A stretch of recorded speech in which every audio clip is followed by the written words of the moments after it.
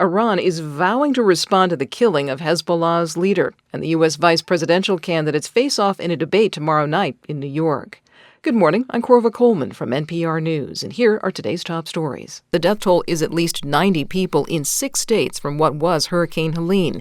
One area badly affected is Buncombe County, North Carolina. Blue Ridge Public Radio's Gerard Albert III reports from south of Asheville. In the small community of Rosman, the French Broad River flooded almost half the town. Despite a mandatory evacuation, only about half of the residents left before heavy rains came.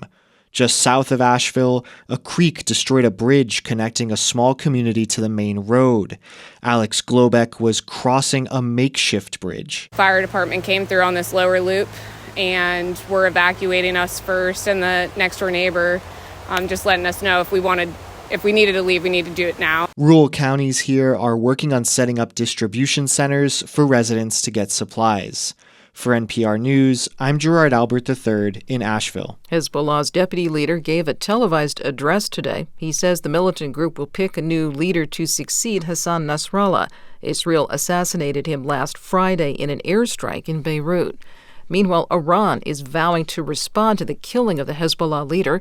Tehran has supported and armed the militant group for decades. Nasrallah's assassination raises questions about what Iran will do, as NPR's Jackie Northam reports. Within hours after it was confirmed Hassan Nasrallah had been killed in an Israeli airstrike, Iran's supreme leader, Ayatollah Ali Khamenei, vowed the Hezbollah leader's death would not go unavenged.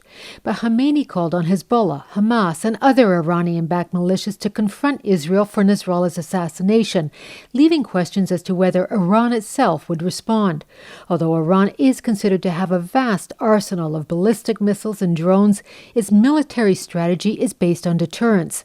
Khamenei will have to weigh whether he wants to risk entering into a broad regional war with Israel, which undoubtedly would pull in the U.S., or wait and perhaps bide his time. Jackie Northam, NPR News. The only scheduled vice presidential debate is planned for tomorrow night on CBS. Ohio Senator J.D. Vance and Minnesota Governor Tim Walz will meet in New York. NPR's Helene Bustillo has more.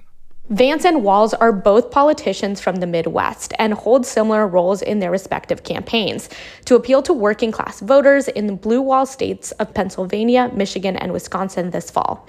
Walz is likely to highlight his key progressive wins as governor on abortion and school meals. Vance may stick to GOP talking points about the economy and immigration, but they will likely have to address their own controversies.